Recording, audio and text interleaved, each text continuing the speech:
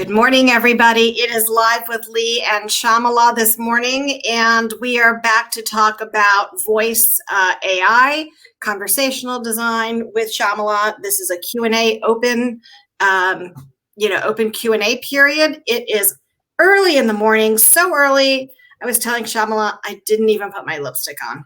That's how early we are this morning. So we do have some questions this morning. I'm going to be taking my eye off the dot here for just a second as I pull questions in that we've received. So the first question up, good morning, Shamala. Good morning, Lee. How was your night? Oh, don't even ask me. I was telling you, right? I had a root canal and then the pain and all. So, yep, recovering from that. Wow. Yeah, that kind of hurts. So the first question that we have is about your UX, or what are they saying here? So what artifacts do you create for voice AI design? Interesting. So, yeah, pretty much see, when you are designing voice interactions, there are similar kind of artifacts you will create as you would as a UX designer, like wireframes and all, right? In voice, basically, you will be creating voice flows. First of all, it is like the interaction you are designing, like what is the user saying and what is the bot saying, and you are going to create the entire interaction. So, that's one thing. And voice flows are basically a Visio file. They could be Excel sheets. Different company use different formats of voice flows, and they make it work. Now, during the initial stages, however, like how you create paper prototypes or how you create, very low fidelity wireframes, the same way we create sample dialogues. So sample dialogues are basically just the basic dialogue between a user and a bot, and at that point it's just about the basic interactions and not the logics or business logics or any complex interactions. And with those sample dialogues, you're just testing the interactions, and that's like a very low fidelity. Now, as you Can you do me a favor? Can you lower your camera a little bit so that the words aren't covering your head? There you go. So as I take notes, thanks, appreciate it. All right. So you said the voice flows. You can do that in any tool that the company prefers. What was the second one? Sample dialogue. So sample dialogues is basically the first thing you would create, right? So sample dialogues are basically dialogues between the bot and the user, and through that you're basically creating how would the interaction flow. For example, if your uh, a use case was customer care, right? So you will create sample dialogue. First of all, what will the user say, and what will the bot say, and you will want to test it out and see how that works, and is that interaction easy enough or better enough. And once the sample dialogues are tested out and you feel confident about it, that's when you go to voice flows, and that is where you start to design, like, okay, now let's prototype it like in a Visio flow, like a flow chart. And that's where you start to think about, if the user said this, then how do I respond back? If the user is like asking the question for the first time, how do I respond? So that's where you start to think about the if then else kind of logics as well in your voice flows. We also, if this is a new product you are creating from the scratch, you are also thinking about your bot personality, because that is really important. This may not be something you will do always, but this is something you might do initially when you're creating your first interaction. So bot personality is basically, you are going to define based on your brand, company, and the company's brand values, or how they want to how they want the overall experience to be. You will create a bot personality, which is like, my bot is friendly, my bot is knowledgeable, blah blah blah, whatever is your traits, and based of that you will create some sort of personality. And with that personality, you would also create the speaking style of the bot, or you would also create some sort of standard vocabulary around how the bot would respond. Now, it's pretty much similar to how a branding person or a company's brand and tone works, right?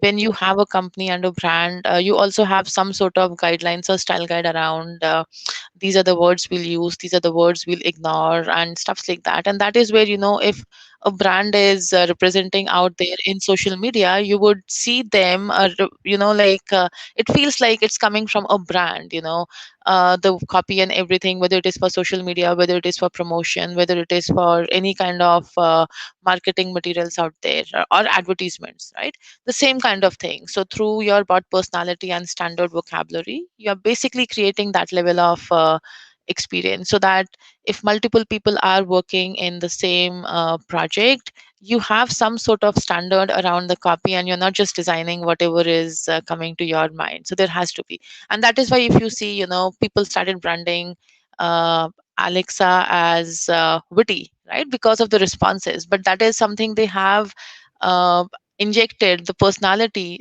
into the overall brand. So Well, that that's how it sounds goes. like a really big part of It voice AI design. That is, and that is something which you have to work on initially. Like, that is something you have to focus on during the initial days, because until and unless you, it's like when you start a company, you have to think about the brand, you have to think about all of those kind of things. It's the same thing. It's not that every use case you would go and design the bot personality, or for maybe you will have a high level, and based on that you will work, but you don't have to. But when it comes to voice flows or sample dialogues, you have to do that each use case. Now, there may be other things as well, right? We also have to think about if your voice interactions are multimodal, which means that you also have a screen supporting, like Echo Show, or the ones in the car which comes with the screen, or your smartphones like Siri, which has a screen as well. In those scenarios, you also have to think about what to show on the screen, and what kind of visual cues and stuffs. Those are the things which are not per use case basis. Those are like initial decisions you'll be making. But then the list items, what do you show, how much you show, if the user asks for find me a nearby Starbucks, right? And what do you show? Do you just show the Starbucks, or do you show some sort of distance around that? Do you also show the rating of the Starbucks? And do you also show whether it is open or closed? All of those are business decisions, right? But those are the kind of things you have to think about as a designer, because your interaction is not just voice or dialogue, your interaction is end to end. So when the user said something, you are showing something on the screen as well, and there's like the overall experience which flows in there. So your part in the conversational. So when you think about end to end, so that requires an awful lot of research and testing, don't you think? Or a lot of research? I mean, that. So I guess this is where the intersection of US and voice AI conversational design comes into play. Definitely, yeah. Like I mentioned last time also, research is a big part of the entire thing. You have to do research throughout, during the initial stages, and also during the later stages. So, for example, when I was working on the Sync 4 systems, right, and we were looking at designing the interactions, we had different visual cues, and we wanted to really test it out, because we just didn't want it to give one experience to the user. So we had to do a couple of testings where we presented different visual cues to the user. We simulated the experience of the voice assistant, user saying something, bot responding, and had these different visual cues playing throughout. And then we had the user select like which one they prefer. So based on the quantity, of the users, or how many people preferred a certain kind of interaction and why, we then decided whatever the visual cues you see in the car now. Because it's not just something you will do out of the blue. Everything has to be user centered, right?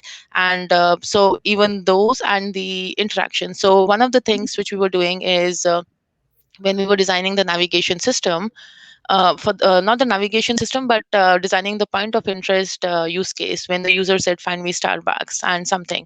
So one thing we were doing during that time was, typically in the car, you are able to show only a specific number of list items at once, because the person may be driving, right? But then we did have paginations. So we did have pagination for like 2 or 3 levels. Now, this is interesting because there's a very much blend, like you mentioned. There's some sort of blend between the UX and conversational AI, because when we were doing this, so for the test purpose, we had the user select, like a grocery store, we had a very vague experience out there, but we said like find a grocery store. So when they started doing that, we realized like people are just selecting the first or second one, like in the list item, and not going to the second level or third level at all. So when we asked them, they were like, well, first is from, and some people were there who were actually going to the second level, very rare, but mostly, people were in the first four results. And one thing was the familiarity. And they were like, well, I'm familiar with this grocery store, so I would rather go there. And for some people, it was like, well, whatever, it's the distance. And the first page would give me the distance. It's pretty much like search engine. You may have like 100 pages of results, but then the first page is where the biggest hit or click happens, right? So during the testing, we also try to identify these kind of experience, not just the conversational and dialogues, but also how that works with the multimodality. Okay, I'm so glad that people like you are doing this and not me. So here's a user asking a question, which I thought was interesting. Can each user create their own vocabulary and interactions with their private smart speaker? In other words, can they program their own smart speaker to talk or answer questions in their own form? Interesting question. So, see, I would say like it's like if you are saying that you are a user and you want to have a private chat with the system the way you want, that's not how it is designed right now, right? Maybe you can create your own Alexa skill or Google Actions and do that, like have your own custom. But from the end user standpoint, let's say, for example, you are a non technical person wanting to interact, you get what is being programmed or designed, right? You may have some control over the voice. You may choose, or you may have some control over, the personalization experiences, because now a lot of companies have started doing that. Like, if you want more personalized experience, you have to consent for certain things. Outside of that, you cannot create your own vocabulary saying like, hey, because I have a southern accent or southern tone, I will speak in this way, and then these are the words I will use, because those are really important points when we are designing. Because what I mentioned to you was sample dialogues and voice flows, but the bigger part of this is the language model itself. Like, how do you define the grammar, right?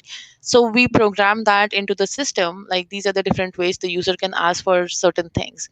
Now, many people, what they do is they just go by the gut and they create a list of things initially, like these are the 10 things. So for example, I keep bringing weather. When the user says, what is the weather in Seattle, or do I need an umbrella, do I need a raincoat, or will it rain, all of these things means the same thing for the user, right? But if as a designer I have not thought about these four ways the user can ask, or the same thing, and uh, you know create the language model around that, and input it into the intents and all, then the problem would be that when you ask, do I need an umbrella, the assistant would come back saying, I'm sorry, I did not get that. Right? Right. So, as a designer, we need to think about all those different ways of providing the like how the user can ask for something. That's how we make the system natural. So it's all a designer's responsibility. It's not one person. Of course, you might need a group of people to do that, but then not the user. Like they don't have any. But yes, if the user has asked something, for example, as a user, you ask something out of the blue for weather, which was not programmed for, that's where we look into the analytics and we'll know, like, oh, okay, you know what? This is what people have been asking. So maybe we should now add it into our language model. So that's how it works. So wait a minute. How do you know that they're asking that question? Analytics, right? So everything has analytics nowadays. So we also have analytics, and we are capturing your voice recordings and what you Wait a said. minute, Kamala, wait a minute. So every time that I ask or say something to my Amazon dot, that Alexa is recording what I'm asking, right? And that gets pushed back to Amazon, who is analyzing the questions that I'm asking. And that's how, so this is where people are concerned about the privacy. Yeah.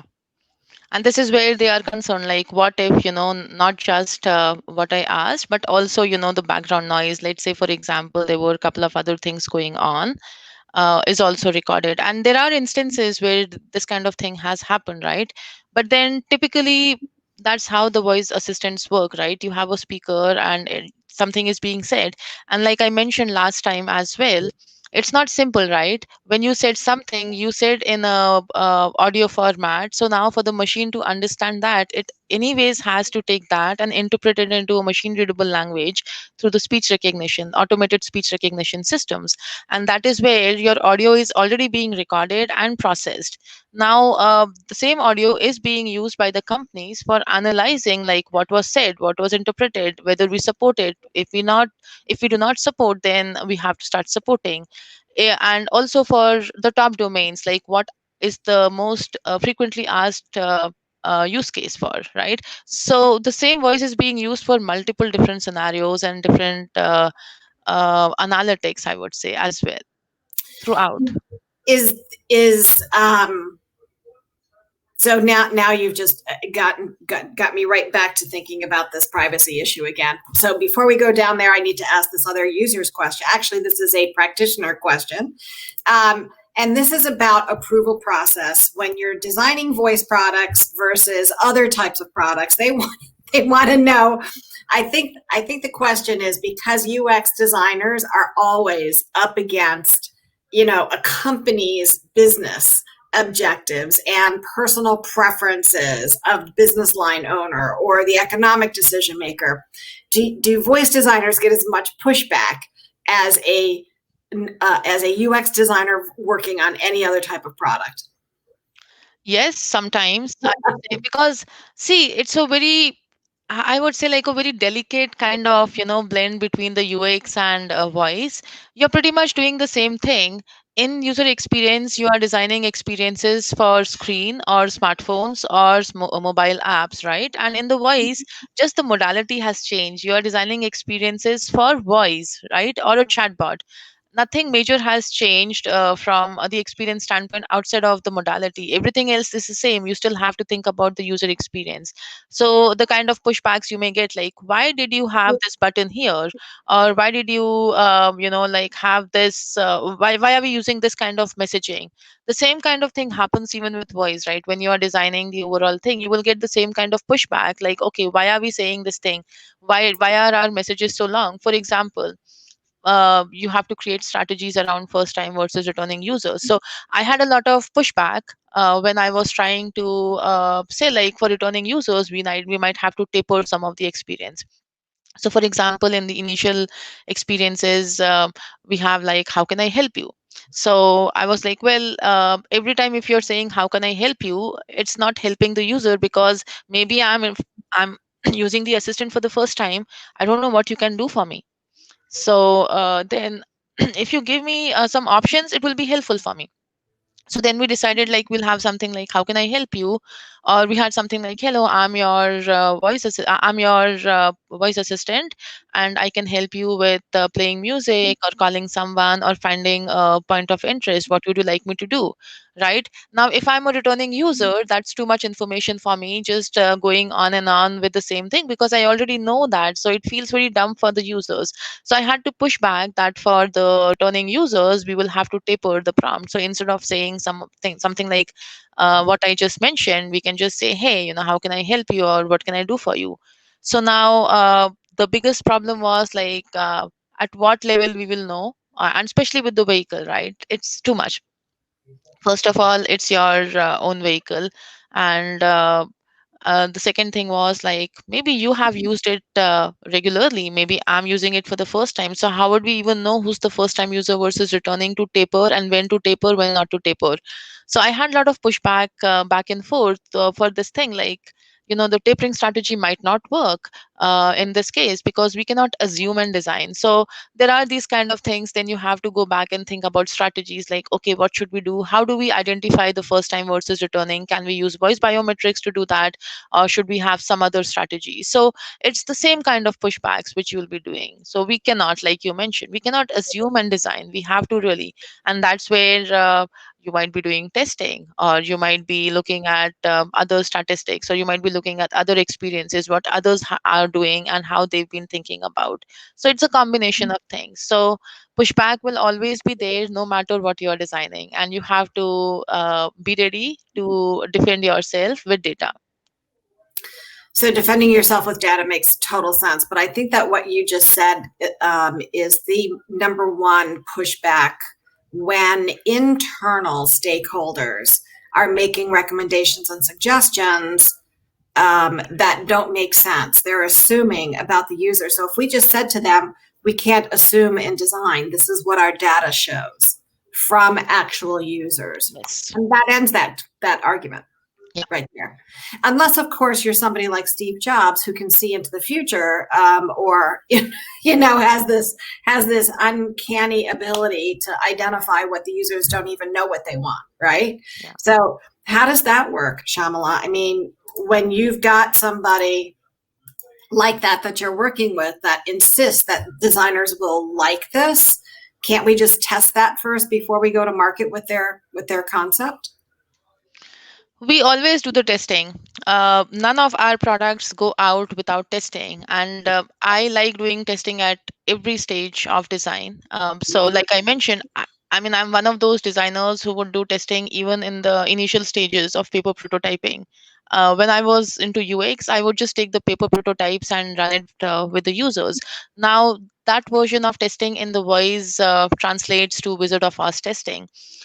So that is where I would have some pre-recorded videos, audios, and then I would have the experience. And here also I've done the same kind of thing. I had the interactions or the templates on the paper, but I had the audios played back to the user, and we were simulating the experience. So, or it could just be like playing the voice prompt, the sample dialogues to the user. So you definitely have to keep testing out throughout, in order to make sure you are creating a more data driven and user centered, because we cannot assume and design, especially Yeah. when it comes to any kind of design. But with voice it's more, because voice is so natural. What you said can be interpreted wrong if it is not said in the right way, right? So we Yeah. need to really make sure that the meaning is not getting lost because of how we have written it or Yeah. designed it. So I do testing at different stages, during the initial and during like the advanced stages before the vehicle is out for the end users. So yeah, you have to keep testing, you have to go back, you have to fix things, you have to again go back and then look at what's happening where. So like I mentioned, visual cues were one of the things, right? So when we were testing the point of interest, we also identified the way some of the messaging was prompted to the user was not really being helpful. So we had to go back and fix some of those as well. So it's an ever evolving kind of thing. Now, with a website or a mobile application, you might just be doing that once, right? You'll go through this entire cycle, and once your application is out, that's it. Maybe through analytics, you might be improving some of the things, but not like very regularly or ongoing basis, but you'll start focusing on new features. But with voice, it's like even when your application is out, the voice application or the voice feature is out, you'll still be collecting more and more data and constantly working on it, because maybe you have prototyped the system, and the language model suggests like, okay, the language model was designed with 10 different kind of utterances. Now the users have been asking for more and more things, and you want to make sure you're supporting those utterances as well. So you might have to go back and add those things. Or you identified out of the 10 different features which you have, only two are being used the most. And this happens, Alexa has 100,000 plus skills now. But then if you look at the top used skills, you would see timer, music, or I think these are the two which are used the most, right? So what about the others? How do you now think about discoverability? What is happening? So as a designer and your team, you're looking at those strategies over and over again, and now looking at, okay, these are the only two domains which are being used. What about the third one? Why is it not being used? Now how do I introduce discoverability into the experience so that people know there are new features existing? Maybe people are interested but they don't know where to discover that, or maybe people don't want to. So you have to constantly knock your head around all of these things to improve the experience constantly. So it's not that once the product is out, it's out. You have to constantly keep improving on that through data. Wow. All right. So, which brings me to my we're gonna, you know what, we're gonna spend one session talking about the ethics and principles about voice design, because so many questions come to mind on that. But we have someone here. You started a school called Digital Assistant Academy to help groom more voice designers, right? Because you know that this is an area that you're going to need help with, right? You're going to need boots on the ground, and you know that there's a big demand for this. So one of our questions is, what does career progression look like in voice design? So the question really comes from after they were looking at DA Academy, they're like, okay, where does that get me in voice design profession? So yeah, very interesting question. So see, pretty much like what you're doing currently, right? As a UX designer, you may be a UX designer first of all, then you may become a strategist, or you may decide to become a product manager or a product owner, or you may decide to go some other route. With the voice, it's the same kind of thing. First of all, you start with a conversational designer. Maybe now when you're confident, you start to if you have people management skills, maybe you will become a manager or director. Like I know my friend Celine, she has a big team of IVR designers at 24/7, and she does that. She has a big team and she manages all of those people. Also make sure the product is going live with the right kind of quality and experience. So because you understand the technical aspect of things, you understand the experience aspect of things. As a conversational designer, that could be one route.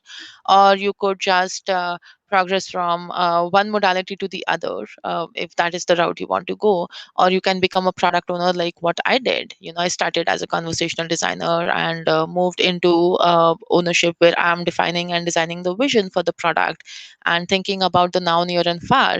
So there's a lot of aspects like these. You can become a strategist, you can become a manager, and so it's like the same kind of progression like you would have in any career. It's up to you what level you want to go with advancements in all these different companies. You can definitely, and even another beauty with this is you can also get into analytics side of things, like data scientist kind of part of things here, because there's a lot of data being collected. You're constantly looking at the natural language piece of things as well. So if you're not good at writing, maybe you want to just dice and slice the data and improve the product constantly. Or you can become a researcher solely focusing on the voice part of things and designing the experience testing, because voice testing is slightly different than the normal testing out there. You may do the same kind of usability testing, but it might be different. So you can become a whole and soul researcher. I know one more person who's the head of research, and her focus has been solely on like voice and doing the research for the voice. Again, the same kind of things: what works for users, what doesn't work for the user, the experiences, and researching everything, creating the strategies around it. So it's pretty much similar to other disciplines, I would say. Uh-huh. Okay, so let me just remind our audience who's ever watching currently or post, I am not a Shamala. I am a advocate for user experience and voice conversational AI designers and the practice and the people who do it. But this is it sounds like it's a little bit different. So if the testing is a little different for voice, there's got to be some other aspects of it that might have some unique qualities to it. So we might explore that on another call. But our 30 minutes is almost up. So we've got less than a minute to go. So the last question that we have is from Chris. Hey, Chris, do you prototype outside a design app to capture conversation flow, such as Botmock or other chatbot prototype tools? Yeah. So I would say we do that as well. In the past, we used Excel sheets and we used Visios, but now we use tools like VoiceFlow to prototype the experience because that makes it quicker to create the prototypes and test it out with the end users because you can send the users the link. So these kind of prototypes, what we design, are helpful during the initial stages of design or when we are designing the initial flows. But then, if we really have to test out in the vehicle, that's where, like, it has to be deployed in the vehicle to test out the context and other kind of issues as well. So I would say, like, yes, we do use voice flow, and we've used Botmock and other kind of tools as well. Nice. Okay. And Chris, we're going to close out this half hour with this. And I would love some user feedback from you guys. Is once a week enough? Would you prefer every other week? Would you prefer once a month with Shyamala? Or would you just prefer to work alongside Shyamala and just, put a syringe into her head and download all that data? so I'm curious about our users and our followers. So if you could give us some feedback, I'd greatly appreciate it. All right, Shyamala, another day down. Chris says thanks. Thank you, Chris. Have a wonderful weekend, everybody. Shyamala, thank you again for joining us. Great day, everyone. Bye. Thank you, Lee. Take care.